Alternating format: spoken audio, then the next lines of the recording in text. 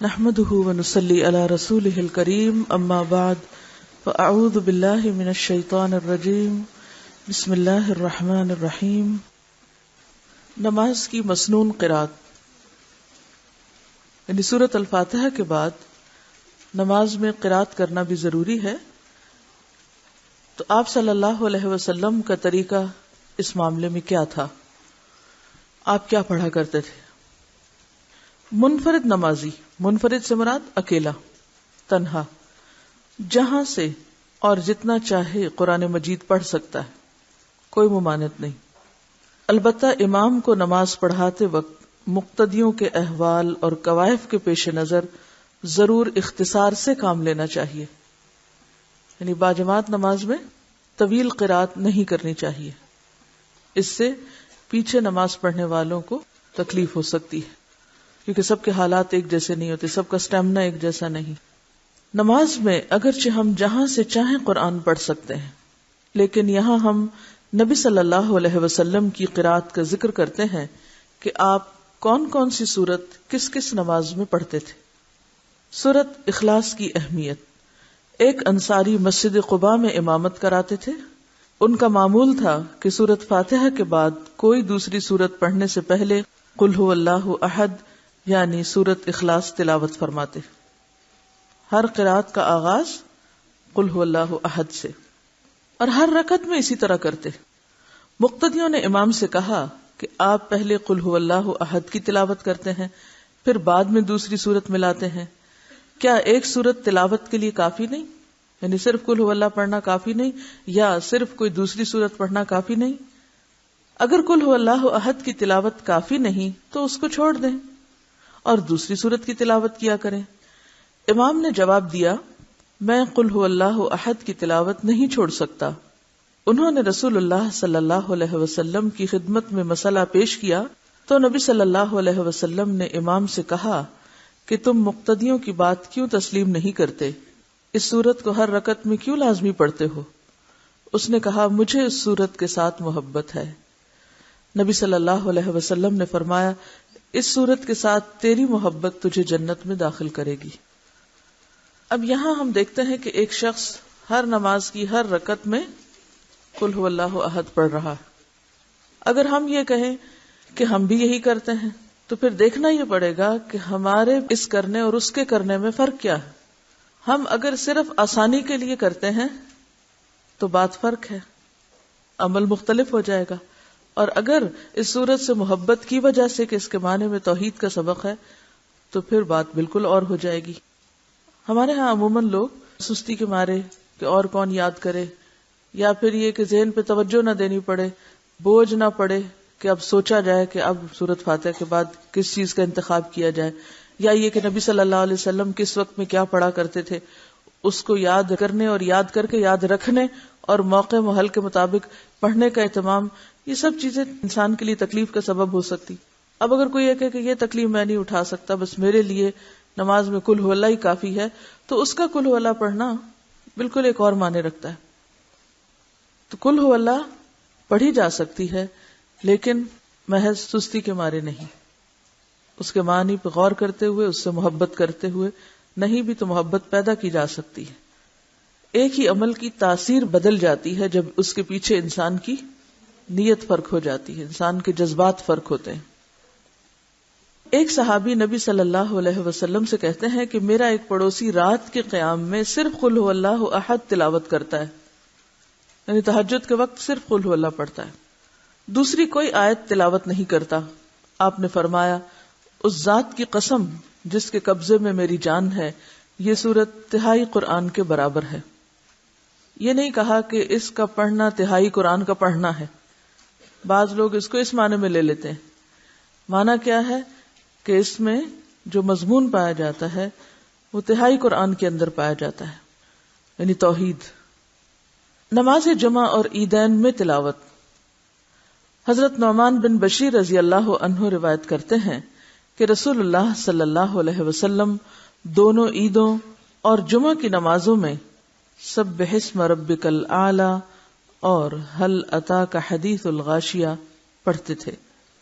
نعمان بن بشیر نے کہا جب عید اور جمعہ ایک دن میں جمع ہوتے تو پھر بھی نبی صلی اللہ علیہ وسلم یہ دونوں صورتیں دونوں نمازوں میں پڑھتے.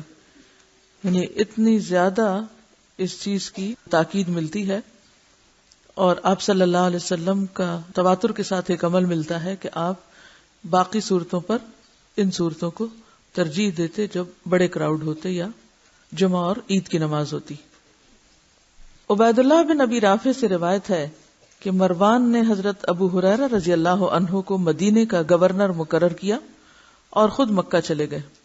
وہاں حضرت ابو ہریرہ رضی اللہ عنہ نے جمعہ کی نماز پڑھائی اور اس میں سورۃ جمعہ اور منافقون پڑھی اور کہا کہ ان صورتوں کو جمعہ میں پڑھتے ہوئے میں نے رسول اللہ صلی اللہ علیہ وسلم کو سنا تھا. تو اس سے کیا پتہ چلتا ہے کہ ان صورتوں کے علاوہ بھی صورتیں پڑھی جا سکتی ہیں، جیسا کہ اس دوسری روایت سے پتہ چلتا ہے. اور وہ کیا ہیں؟ مثلا سورۃ جمعہ اور سورۃ منافقون. رسول اللہ صلی اللہ علیہ وسلم عید قربان اور عید الفطر میں قاف والقرآن المجید اور اقتربت الساعہ پڑھتے تھے. یعنی ان دو صورتوں کے پڑھنے کے بارے میں بھی روایت موجود ہے. تو اب جمعہ اور عیدین جس میں کثرت سے لوگ یا زیادہ لوگ شریک ہوتے ہیں، دور دور سے بھی لوگ آتے ہیں، ان میں جو صورتیں پڑھی جا رہی ہیں اگر آپ غور کریں تو مضمون کیا ہے؟ آخرت. بار بار آخرت کی یاد دہانی کیوں کرائی جاتی؟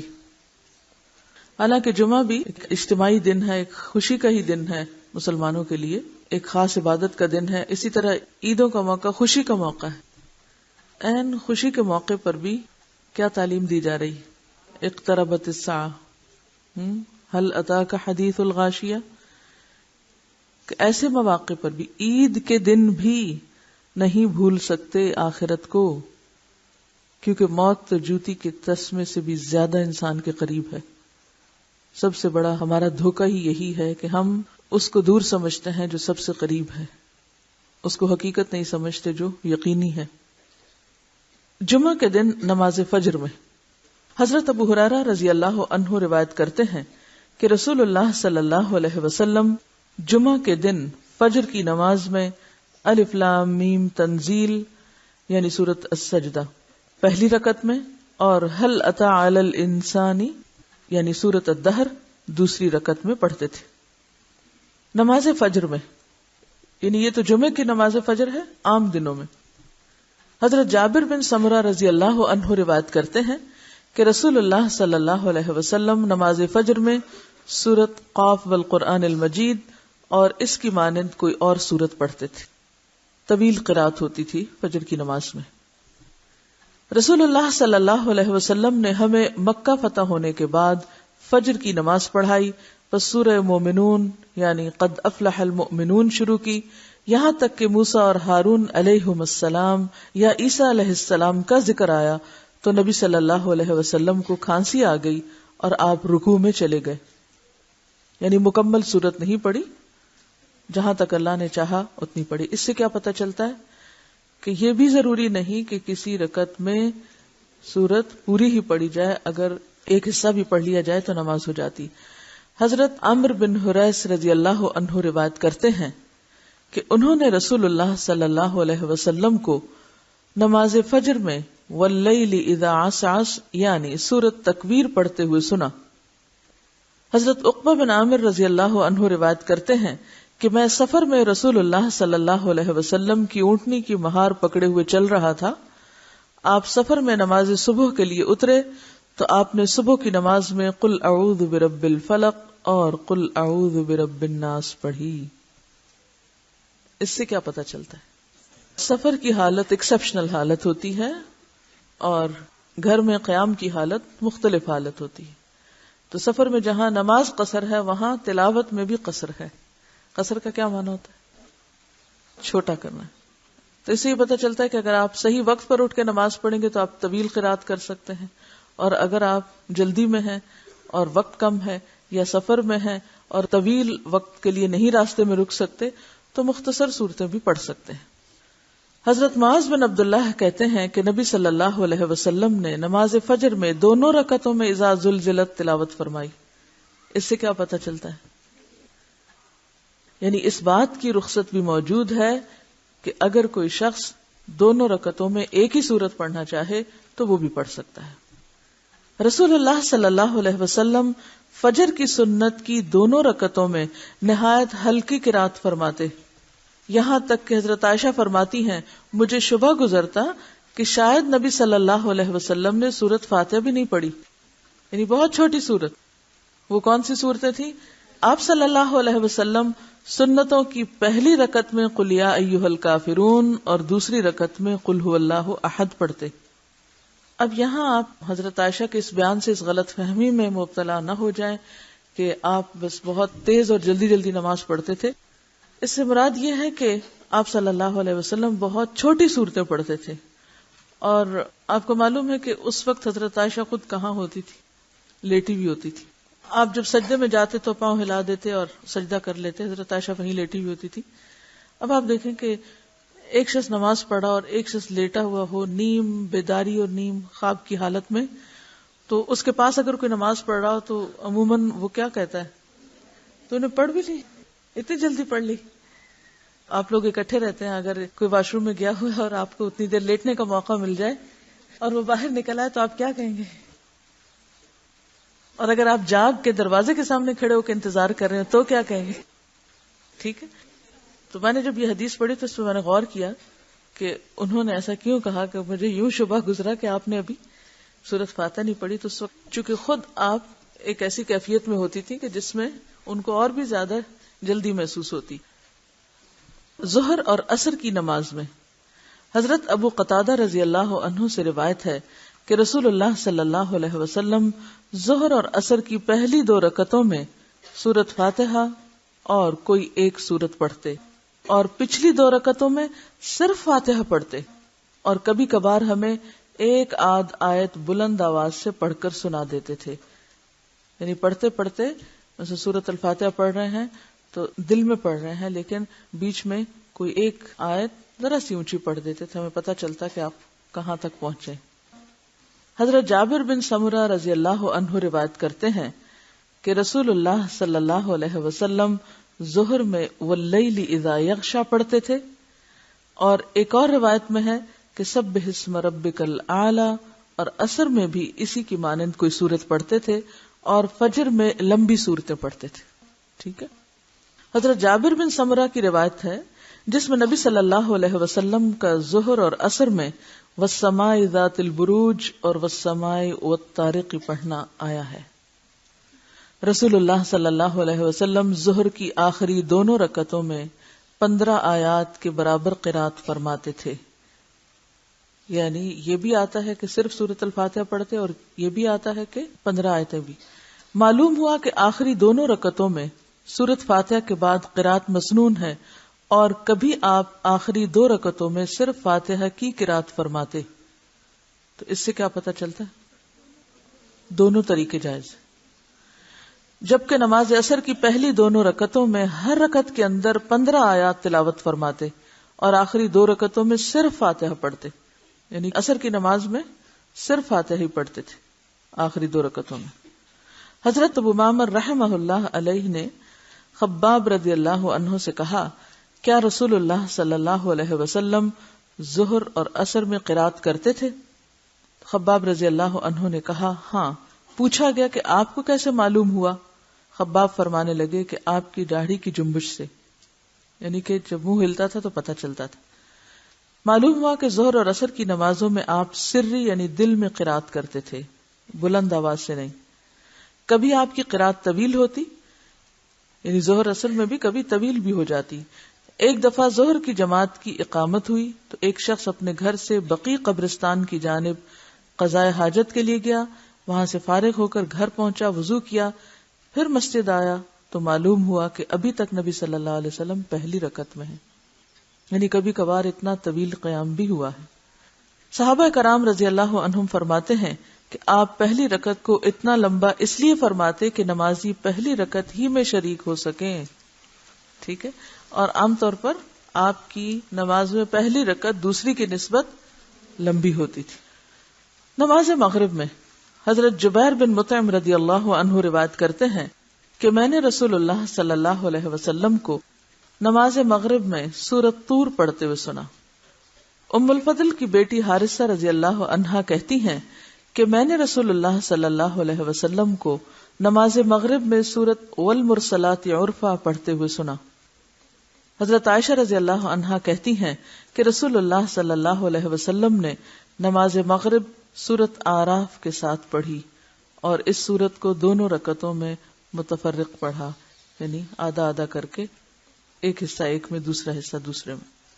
یعنی اس سے کیا پتہ چلتا ہے کہ نماز مغرب میں بھی بہت چھوٹی قرات نہیں ہوتی تھی۔ ایک طرف سورۃ طور ہے، المرسلات عرفا ہے، اور پھر سورۃ اعراف کے بارے میں بھی ملتا ہے۔ تو عموماً ہم سمجھتے ہیں کہ مغرب کا وقت کم ہے، لہٰذا قل ہو اللہ پہ ہی گزارا کر لو۔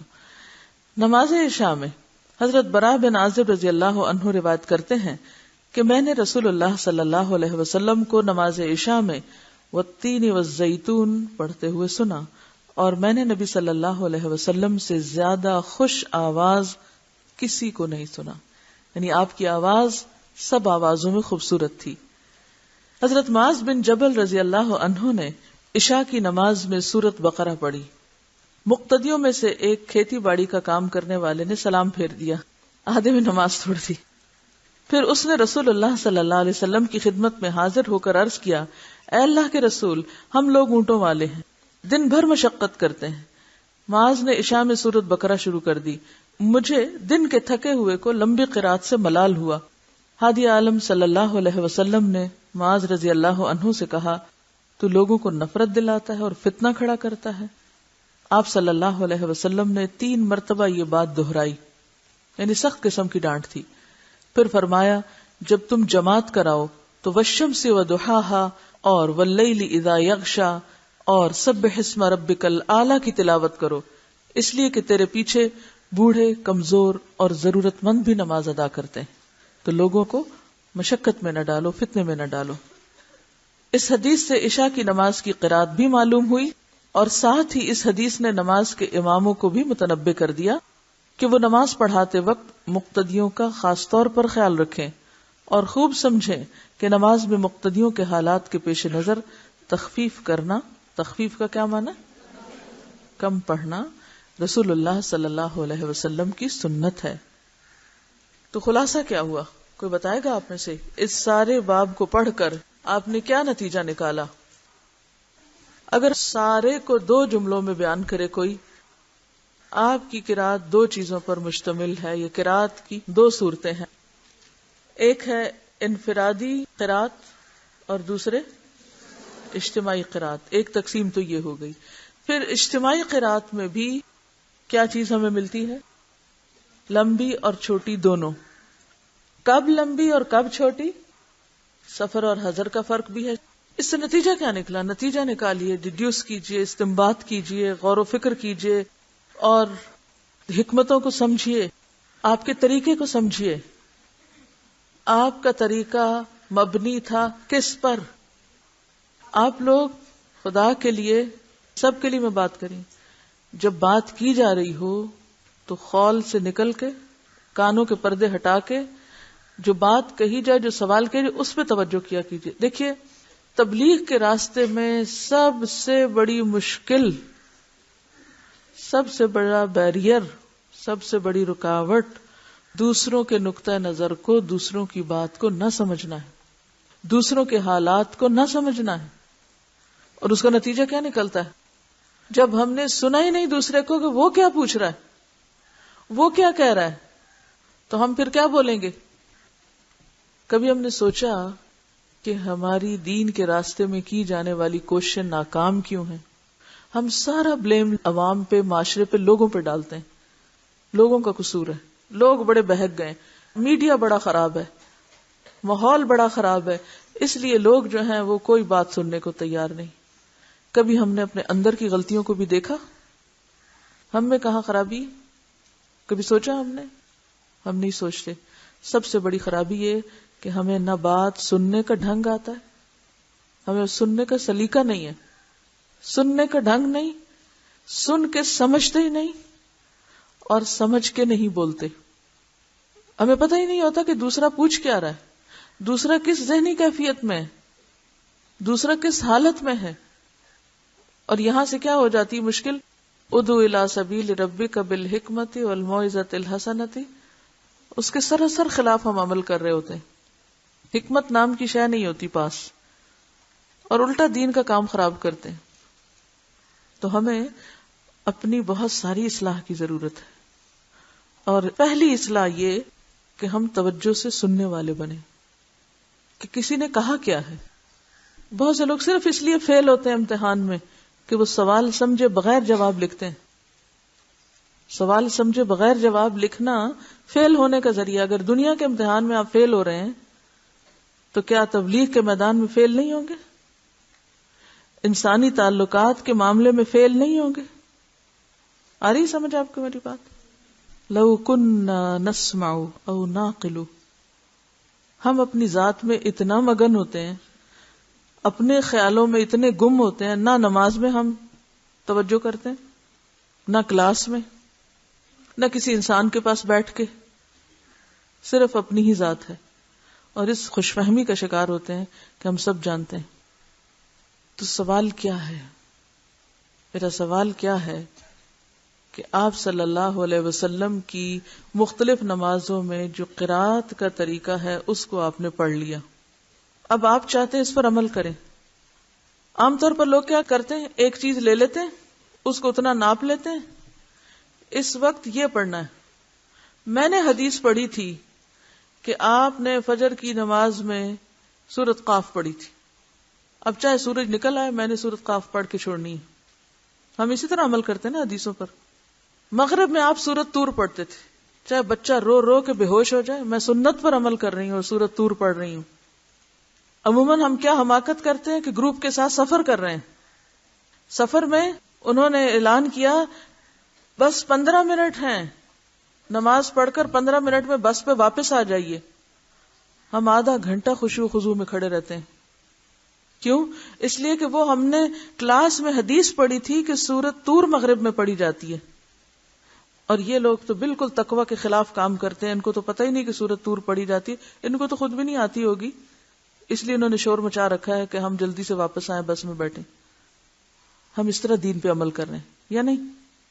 ایک چھوٹی سی مثال ہے ناسمجھی کی. جب ہم دین کو سمجھتے نہیں اور ناسمجھی سے دین پر عمل کرتے ہیں تو اس طرح کے تاثرات چھوڑتے ہیں. اس کو پھر ریجڈیٹی کہتے ہیں، ریجڈ ہونا. جبکہ اس سے میں آپ کو یہ سکھانا چاہتی ہوں کہ اگرچہ مختلف طریقے اور مختلف چیزیں بتائی گئی ہیں، ان کو فالو بھی کرنا چاہیے، لیکن ان میں ریجڈیٹی نہیں ہونی چاہیے. کیا کرنا چاہیے؟ جب آپ کو پتہ ہی نہیں کہ کیا کرنا چاہیے، آپ سوال میں آپ سے کچھ کر رہی ہوں، جواب آپ کچھ دے رہے ہیں، تو عمل کیسے کریں گے؟ عمل بھی نہیں کر سکتے. تو اب میں آپ سے دوبارہ سوال کر رہی ہوں، اور میرا سوال یہ ہے کہ ان ساری سچویشنز میں جو آپ نے پڑھا کہ آپ نے اس وقت یہ تلاوت کی، پھر اسی وقت میں کچھ اور کی، پھر اسی وقت میں کچھ اور کی، یہ سب کچھ کیا بتاتا ہے؟ اس سے کیا اصول سامنے آتا ہے؟ حالات کی رعایت کے ساتھ اور ریجڈیٹی کے بغیر. حالات، موقع اور سچویشن کو سامنے رکھتے ہوئے عمل. کہ اگر آپ اکیلے پڑھ رہے ہیں تو حالت مختلف ہے، اگر آپ سب کے ساتھ پڑھ رہے ہیں تو حالت مختلف ہے. میں نے ایک بات کہی تھی کہ میں جب بول رہی ہوں تو پھر آپ کا طریقہ کیا ہونا چاہیے؟ سننا یا ہاتھ کھڑا کرنا؟ جب میں بول رہی ہوں اور آپ ہاتھ کھڑا کیے رکھیں تو اس کا کیا مطلب ہوتا ہے؟ کہ آپ سن رہے ہیں. یہی تو میں آج سکھا رہی ہوں آپ کو کہ اگر ہم سنتے نہیں نا پوری بات تو سمجھتے بھی نہیں. جب سمجھتے نہیں تو عمل بھی نہیں ہوتا. اگر میں پوچھوں کہ عمل سے ہم کیوں دور ہیں یا لوگ کیوں دور ہیں، تو مجھے تو اس کا جواب ایک ہی ملتا ہے، لوگوں نے دین کو سمجھا ہی نہیں. کچھ لوگوں نے تو اس لیے نہیں سمجھا کہ انہوں نے پڑھا ہی نہیں، وہ ایسی مجلسوں میں آئے ہی نہیں، وہ بھی نہیں سمجھے. اور کچھ لوگ ایسے ہیں کہ جو یہاں آ کے بھی نہیں سمجھتے. تو زیادہ بدقسمتی کس کی ہے؟ جو آ کے بھی نہ سمجھے. اور اس میں رکاوٹیں کون سی ہیں؟ خود ہماری اپنی ذات. پہلا ہی کام نہیں کرتے. اور یہ بات پہلے بھی میں بتا چکی ہوں کہ جب بولا جا رہا ہوتا ہے تو اس وقت ہاتھ نہیں کھڑا کرتے. اب آپ ہی کی باتوں کا خلاصہ کرنا بے حد ضروری ہے تاکہ ری انفورسمنٹ ہو.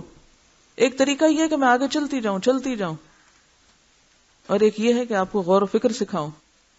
ٹھیک ہے؟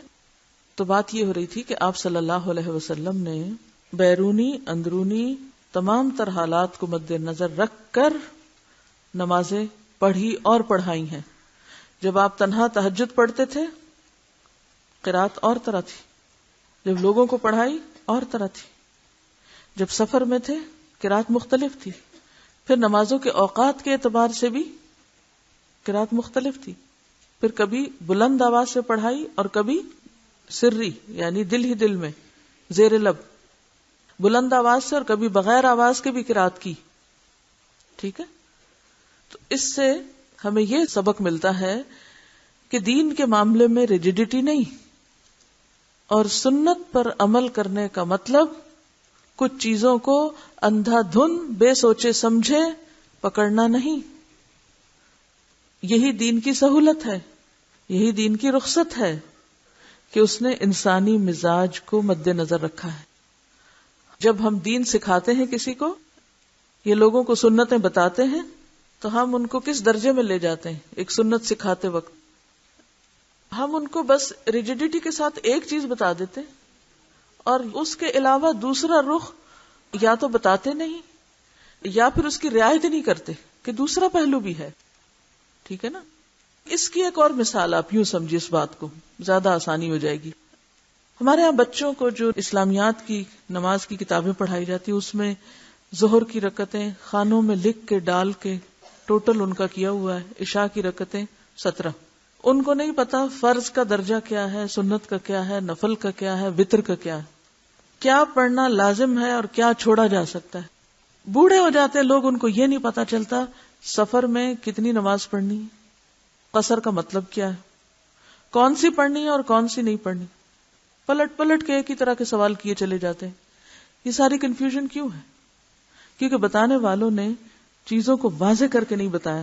دین کا علم تو دے دیا، فہم اور فقہ نہیں دی. علم دے دیا، نالج دے دیا، اس سے اخذ کرنے کا طریقہ، اس کو اپلائی کس طرح کرنا ہے. یعنی وہ جو امام شافعی کے بارے میں آتا ہے نا کہ 1 سال تو امام مالک سے علم لیا اور اگلا سال ادب لیا. وہاں ادب کا کیا معنی ہے آپ کا کہ وہ یوں بس سر جھکا کے بیٹھ جاتے تھے چپ ہو کے؟ یہ ادب ہے؟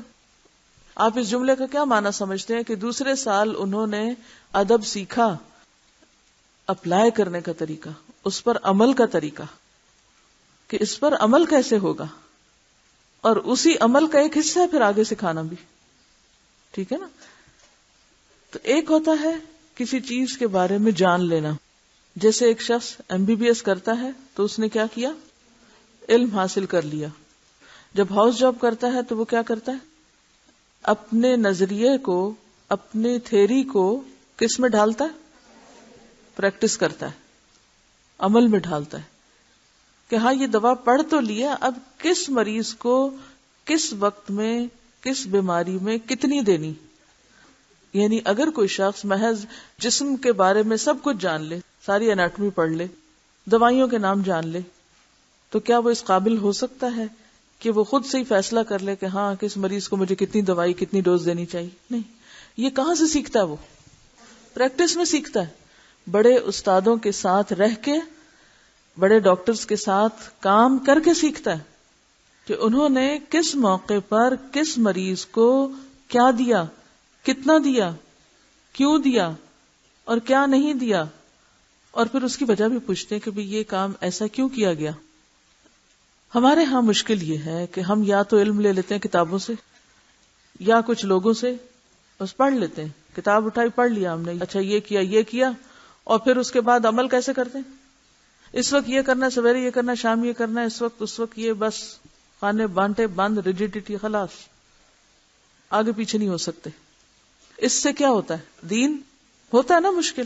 اگر آپ صرف کسی کو سکھا دیں کہ آپ صلی اللہ علیہ وسلم فجر کی نماز میں سورۃ قاف پڑھتے تھے، اب اس مسکین کو سورۃ قاف نہیں آتی، تب آپ کہیں کہ نہیں آپ تو جب تک سورۃ قاف نہیں پڑھیں گے تو آپ صحیح سنت کی پیروی نہیں کر رہے. تو یہ بات نہیں.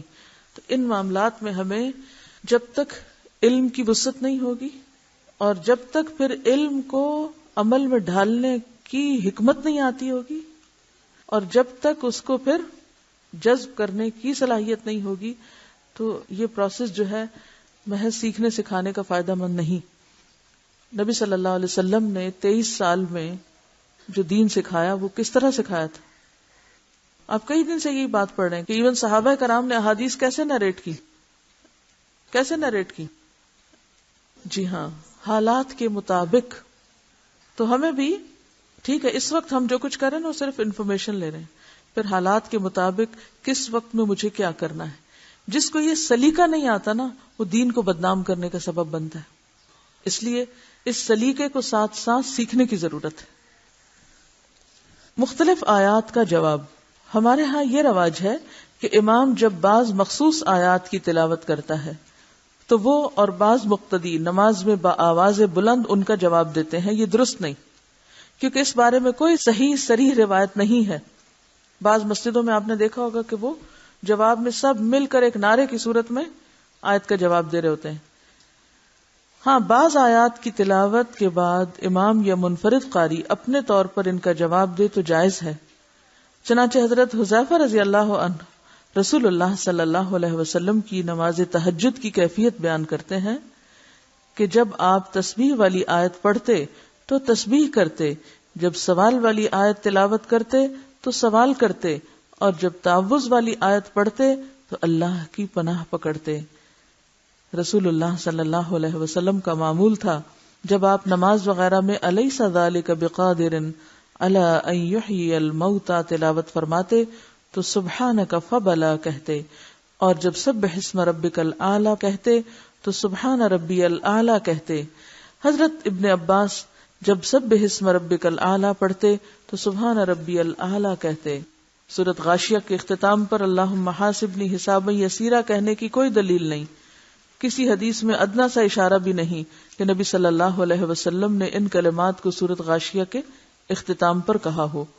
حضرت عثمان بن ابی العاص رضی اللہ عنہ نے رسول اللہ صلی اللہ علیہ وسلم سے دریافت کیا کہ اے اللہ کے رسول، شیطان میری نماز اور میری قرات کے درمیان حائل ہو جاتا ہے اور قرات میں التباس پیدا کرتا ہے. التباس کیا؟ یعنی چیزوں کو ملا جلا دیتا ہے، قرات میں کنفیوژن ہو جاتی. آپ نے فرمایا اس شیطان کا نام خنزب ہے. جب تجھے اس کا خیال آئے تو اعوذ باللہ کے پورے کلمات پڑھو اور بائیں جانب 3 دفعہ تھتکار دو، یعنی ایسے تھو تھو تھو کر دو. اب اگر کسی کو یہ مسئلہ بتائیں تو وہ کیا کہیں گے کہ تمہاری تو نماز باطل ہو گئی، کیونکہ ہم نے نماز کو بھی ایک ریجیڈیٹی کے ساتھ بس ایک خاص فکس پیٹرن پر لے لیا ہے، اور اس میں نبی صلی اللہ علیہ وسلم کی سنت سے یا آپ کی تعلیم سے جو اس نماز میں بہتری پیدا کرنے یا زیادہ خشوع لانے یا اس کی اصلاح کرنے کے جو طریقے آپ ہی نے سکھائے ہیں ان کو جب استعمال نہیں کرتے تو پھر ہم کہتے ہیں کیا کریں، وہ اتنا زیادہ شیطان وسوسہ ڈالتا ہے، پھر نماز میں کچھ سمجھ ہی نہیں آتی کیا پڑھا ہے. اس کا علاج بتایا ہوا ہے، لیکن کسی کو اجازت نہیں ہے علاج کسی کو آگے بتائے یا کوئی اس پر عمل کرے. ہمارے ذہنوں میں کیا بیٹھا ہوا ہے، اگر ہم نے کوئی ایک ایکسٹرا دعا پڑھ لی نماز میں تو نماز نہیں ہوگی، اگر ہم نے کہیں کسی قرات کا جواب دے دیا تو نماز نہیں ہوگی، اگر ہم نے نماز میں مثلا چھوڑ کے ایک چیز اعوذ باللہ من الشیطان الرجیم عین بیچ میں پڑھ لیا تو نماز شاید باطل ہو جائے. نہیں، نماز جب چرائی جا رہی ہوتی ہے، یعنی شیطان آ کے چوری کرتا ہے نا، اپنا حصہ لگا کے لے جاتا ہے اور آپ کو بھلوا دیتا ہے آپ نے پڑھا کیا. تو جو نماز آپ نے ایک نیم بے ہوشی کی حالت میں پڑھی، کیا ہوتی ہے نیم بے ہوشی کی حالت نماز کی، یا مدہوشی کی حالت کیا ہوتی؟ یہ ہوش ہی نہ ہونا کہ ہم کون سی رکعت پہ، کبھی اگلی رکعت پہ پہنچ کے یہ سوچا کریں کہ اچھا پچھلی رکعت میں کیا پڑھا تھا، تو کبھی آپ کو یہ بھی یاد نہیں ہوگا. تو یہ شیطان کے ڈاکے ہوتے ہیں، وہ آ کے کیا کرتا ہے، ایسے خیال میں الجھاتا ہے کہ آپ کو یاد ہی نہیں رہتا آپ نے پڑھا کیا، تو لے گیا نا سارا کچھ بیچ میں سے. اب اس کا علاج کوئی ہونا چاہیے کہ چور ڈاکو آئے تو آپ کہ نہیں میں نماز پڑھ رہی ہوں، بھی اسی نماز کے اندر اس کا علاج موجود ہے، لیکن ہم عموماً ان چیزوں کو خاطر میں نہیں لاتے. حضرت عثمان بن ابی العاص رضی اللہ عنہ بیان کرتے ہیں کہ میں نے ایسے ہی کیا، چنانچہ اللہ نے اسے یعنی شیطان کو مجھ سے دور کر دیا. دوران نماز کوئی سوچ آنے پہ نماز باطل نہیں ہوتی. حضرت عقبہ بن حارث فرماتے ہیں کہ میں نے رسول اللہ صلی اللہ علیہ وسلم کے ساتھ نماز عصر پڑھی. نماز کے بعد آپ فوراً کھڑے ہو گئے اور ازواج مطہرات کے پاس تشریف لے گئے، پھر واپس تشریف لائے. صحابہ کے چہروں پر تعجب کے آثار دیکھ کر فرمایا مجھے نماز کے دوران یاد آیا کہ ہمارے گھر میں سونا رکھا ہوا ہے اور مجھے ایک دن یا رات کے لیے بھی اپنے گھر میں سونا رکھنا پسند نہیں، لہذا میں نے اسے تقسیم کرنے کا حکم دیا۔ اس سے کیا پتا چلتا ہے کہ خیال آ سکتا ہے، لیکن اس خیال کی وجہ سے یہ بھول جانا کہ ہم پڑھ کیا رہے ہیں یہ درست نہیں۔ اور آخری چیز ہے نماز میں رونا۔ حضرت عبداللہ بن شخیر رضی اللہ عنہ فرماتے ہیں کہ میں نے رسول اکرم صلی اللہ علیہ وسلم کو نماز پڑھتے دیکھا، نماز میں رونے کی وجہ سے آپ کے سینے سے چکی کے چلنے کی سی آواز آ رہی۔ تو اس سے اگر آپ ایک جملے میں یہ کہیں کہ نماز ایک بالکل فطری طریقے پر اللہ کی عبادت کرنا ہے تو یہ غلط نہ ہوگا، ہم نے اس کو بھی ان نیچرل کر لیا ہے۔ سوال ہے نماز میں قرات کے بارے میں پڑھا، 2 چیزوں کی وضاحت کر دیجئے۔ 3 آیات سے کم کی قرات ایک رکعت میں کر سکتے ہیں؟ کیونکہ نفل میں تو دلیل ملتی ہے۔ کون سی دلیل ہے؟ ان کا کہنا یہ ہے کہ نبی صلی اللہ علیہ وسلم نے ایک مرتبہ تہجد کی نماز پڑھی اور اس میں ایک آیت ہی ساری نماز میں دہراتے رہے، تو اس میں اصل بات نفل اور فرض کی نہیں، اصل بات یہ ہے کہ اگر ایک طویل آیت ہے جیسے آیت الکرسی ہے یا پھر آیت دین ہے تو ایک آیت بھی کافی، چھوٹی آیتیں تو 3 پڑھ لیجئے، لیکن کسی صحیح حدیث سے کوئی آیتوں کا نمبر ہمیں نہیں پتہ چلتا۔ یہ علماء کرام نے اپنے طور پر ان لوگوں کو سکھانے کے لیے جو بہت زیادہ اس قسم کے سوال کرتے ہیں اس طرح کی کچھ چیزیں بیان کی ہیں۔ وآخر دعوانا ان الحمد للہ رب العالمین، سبحانک اللہم وبحمدک، نشہد ان لا الہ الا انت، نستغفرک ونتوب الیک۔